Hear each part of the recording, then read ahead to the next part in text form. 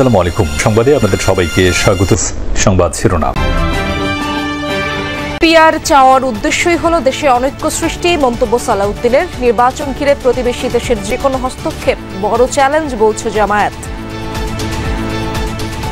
PR মানে হচ্ছে permanent restlessness, যেটার সর্বশেষ অভিজ্ঞতা হচ্ছে নেপাল। কিন্তু বিদায় নেওয়ার পরেও ষড়যন্ত্র থেকে তারা থেমে থাকেনি। একটি দেশের আশ্রয়ে প্রশ্রয়ে তারা দেশের বিরুদ্ধে ষড়যন্ত্র করছেন।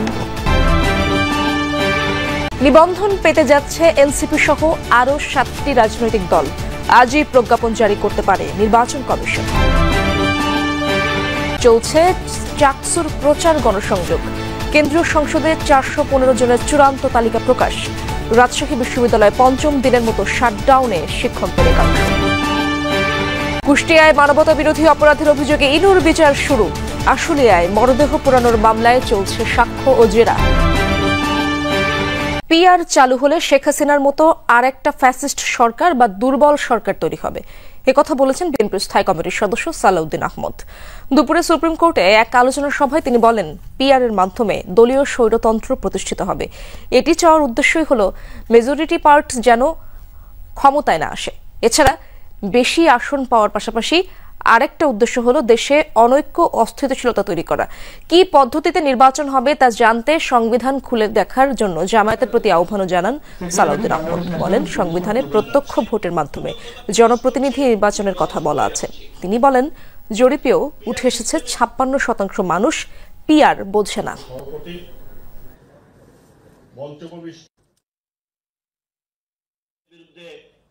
লড়াই সংগ্রাম করেছে। পিআর মানে হচ্ছে পার্মানেন্ট রেস্টলেসনেস, যেটার সর্বশেষ অভিজ্ঞতা হচ্ছে নেপাল। বাংলাদেশে সবসময় যেন অস্থিতিশীল পরিস্থিতি থাকে এবং সরকার ব্যবস্থায় স্থিতিশীলতা না আসে এবং কখনো বাই মেজরিটি কোনো পার্টি ইলেকশন না, সরকার গঠন না করতে পারে, তাতে কাদের লাভ? শিগগিরই দলীয় মনোনয়ন চূড়ান্ত করবে বিএনপি। কয়েক সপ্তাহের মধ্যে দেশে ফিরে শুধু বিএনপি নয়, গণতান্ত্রিক যাত্রায় নেতৃত্ব দেবেন তারেক রহমান, এমনটাই জানিয়েছেন বিএনপির স্থায়ী কমিটির সদস্য ডক্টর এজেডএম জাহিদ হোসেন। সকালে বিশ্ব ফার্মাসিস্ট দিবস উপলক্ষে ডিফ্যাবের সদস্যদের নিয়ে বিএনপির প্রতিষ্ঠাতা জিয়াউর রহমানের সমাধিতে পুষ্পস্তবক অর্পণ করেন ডক্টর জাহিদ। পরে সাংবাদিকদের প্রশ্নের জবাবে বলেন, 18 মাস আগে থেকেই নির্বাচনের প্রস্তুতি নিচ্ছে দল। এখন পর্যন্ত কাউকে মনোনয়নের বিষয়ে সবুজ বা লাল সংকেত দেয়া হয়নি, কারণ আসনের তুলনায় মনোনয়ন প্রত্যাশী কয়েক গুণ বেশি। স্থানীয় জেলার নেতৃবৃন্দের পরামর্শ, দলের জরিপ, সর্বোপরি জনতার জন্য যারা কাজ করেছেন তাদের মনোনয়ন চূড়ান্ত করা হবে। এ সময় নিউ ইয়র্কে এনসিপি নেতাদের উপর হামলাকে আওয়ামী লীগের প্রতিহিংসামূলক রাজনীতির বহিঃপ্রকাশ হিসেবে আখ্যা দেন তিনি। বলেন, মাঠে আসলে জনগণই হামলাকারীদের প্রতিহত করবে। জাতীয়তাবাদী দলের ভারপ্রাপ্ত চেয়ারম্যান শুধু বিএনপির নেতৃত্ব দিবেন না, গণতন্ত্র পুনরুদ্ধারের আন্দোলনে যারা সম্পৃক্ত ছিলেন সকল মানুষের নেতা জনাব তারেক রহমান। কয়েক সপ্তাহ বলেছিলাম, ইনশাল্লাহ কয়েক সপ্তাহের মধ্যে ইনশাল্লাহ তারেক রহমান এসে বিএনপির নির্বাচনী প্রক্রিয়া নয়, গণতন্ত্র পুনরুদ্ধারের শেষ লগ্ন যেটি, সেটির নেতৃত্ব দিবেন। ফ্যাসিস্ট আওয়ামী লীগ পুনর্বাসনে জামায়াত ইসলামের ইন্ধন দেখা যাচ্ছে বলে মন্তব্য করেছেন বিএনপির সিনিয়র যুগ্ম মহাসচিব রুহুল কবির রিজভী আহমেদ। দুপুরে নয়াপল্টনে দলের কেন্দ্রীয় কার্যালয়ে ব্রিফিংয়ে তিনি এই মন্তব্য করেন। রিজভী আহমেদ উদ্বেগ প্রকাশ করে বলেন, ফ্যাসিস্ট আওয়ামী লীগ পুনর্বাসন হলে দেশে ভয়াবহ পরিণতি হবে। দেশ আবারও স্বৈরাচারের জাঁতা কলে পিষ্ট হবে। ভারতের সঙ্গে সম্পর্ক তৈরি নিয়ে জামায়াতের নায়েবে আমিরের বক্তব্যেরও সমালোচনা করেন রিজভী আহমেদ। বলেন, আওয়ামী লীগ পুনর্বাসনের আগ্রহ ও ভারতের সঙ্গে বন্ধুত্ব করতে চাওয়া জামায়াতের ভিন্ন কোনো উদ্দেশ্য থাকতে পারে। অতীত সরকার প্রধানের গণহত্যার যে নির্দেশনা সামনে আসছে তাতেও ভারতের মদত ছিল বলেও অভিযোগ করেন তিনি। সম্প্রতি ভোটের জরিপের প্রতিক্রিয়ায় বিএনপির এই নেতা বলেন, এ নিয়ে আপাতত কোনো ভাবনা নেই বিএনপির। জাতীয় নির্বাচন ঘিরে প্রতিবেশী দেশের যে কোনো হস্তক্ষেপ বাংলাদেশের জন্য বড় চ্যালেঞ্জ। চীনের প্রতিনিধি দলকে কথা বলেছেন জামায়াতের আমির ডক্টর শফিকুর রহমান। দুপুরে রাজধানীর মগবাজারে দলটির কেন্দ্রীয় কার্যালয়ে সাংবাদিকদের ব্রিফিংয়ে একথা জানান সেক্রেটারি জেনারেল মিয়া গোলাম পারোয়ার। এর আগে ডক্টর শফিকুর রহমানের সঙ্গে সৌজন্য সাক্ষাৎ করেন Chinese People's Institute for Foreign অ্যাফেয়ার্সের vice president mister Zhou Pingjiang সহ উচ্চ পর্যায়ের একটি প্রতিনিধি দল। গোলাম পরোয়ার জানান, বাংলাদেশ চীন সম্পর্ক দৃঢ় করার বিষয়ে আলোচনা হয়েছে। গণ অভ্যুত্থানের 1 বছর পরও আওয়ামী লীগের দেশবিরোধী ষড়যন্ত্র অব্যাহত আছে। ষড়যন্ত্র মোকাবেলা করে দেশ এগিয়ে নিতে প্রত্যয় ব্যক্ত করেছেন জামায়াতের আমির। ঝো পিংজিয়াং বলেন, চীন ও বাংলাদেশ কূটনৈতিক সম্পর্ক দীর্ঘদিনের, সামনের দিনে সেই সম্পর্ক আরও গভীর হবে বলে আশা প্রকাশ করেন তিনি। Our diplomatic relations 5 decades ago, we have supported each other, treated each other as equals for win-win outcome.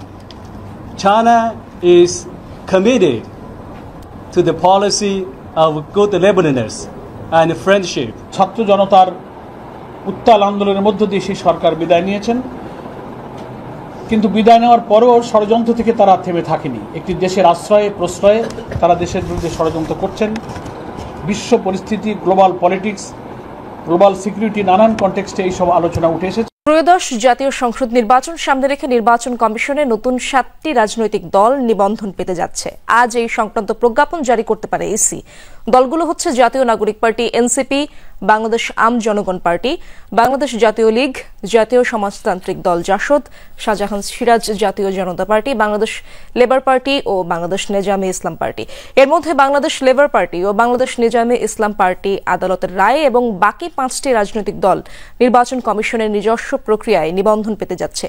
EC সূত্রে এই তথ্য জানা গেছে। নতুন দল নিবন্ধনে নির্বাচন কমিশনের সংক্ষিপ্ত তালিকায় 22টি দলের নাম ছিল। ওইসব দলের মাঠ পর্যায়ের কার্যালয় এবং কমিটি যাচাইয়ে 5টি নিবন্ধন পাওয়ার যোগ্যতা অর্জন করেছে। ওই 5টি দলকে নিবন্ধন দেওয়ার প্রক্রিয়া চূড়ান্ত পর্যায়ে। এসব বিষয় নিয়ে বিকেলে নির্বাচন ভবনে প্রেস ব্রিফিং করবেন সিইসি। জুলাই আগস্টে মানবতা বিরোধী অপরাধ মামলায় সাবেক তথ্যমন্ত্রী হাসানুল হক ইনুর বিরুদ্ধে অভিযোগ আমলে নিয়েছেন আন্তর্জাতিক অপরাধ ট্রাইব্যুনাল 2। আগামী 29 সেপ্টেম্বর অভিযোগ গঠনের শুনানি। সকালে এই মামলায় আনুষ্ঠানিক অভিযোগ দাখিল করা হয়। পরে বেলা 11টা নাগাদ প্রসিকিউটর গাজী এমএইচ তামিম জানান, এই মামলার একমাত্র আসামি হাসানুল হক ইনু। গোটা বাংলাদেশ ঘটনাস্থল ধরে তার বিরুদ্ধে জুলাই আগস্টে গণহত্যার সুপিরিয়র কমান্ড রেসপন্সিবিলিটির দায় আনা হয়েছে। তামিম জানান, তখন মিরর নামে একটি গণমাধ্যমে সাক্ষাৎকার দিয়েছিলেন ইনু। সাক্ষাৎকারটি ভারতের মুম্বাই থেকে প্রচার করা হয়। সেখানে আন্দোলনকারীদের সন্ত্রাসী ও জঙ্গি আখ্যা দিয়ে দমন-পীড়ন চালানোর উস্কানি দেন তিনি। এদিকে ট্রাইব্যুনাল 1-এ চানখারপুলের শহীদ আনাস সহ 6 জনকে হত্যা মামলায় ডিএমপির সাবেক কমিশনার হাবিবুর রহমান সহ 8 জনের বিরুদ্ধে সাক্ষ্য গ্রহণ ও জেরা চলছে। এছাড়া আশুলিয়ায় মরদেহ পোড়ানোর মামলার 6ষ্ঠ দিনের সাক্ষ্য গ্রহণ চলছে ট্রাইব্যুনাল 2-এ। এই মামলার 16 আসামির মধ্যে সাবেক এমপি সাইফুল ইসলাম সহ 8 জন পলাতক।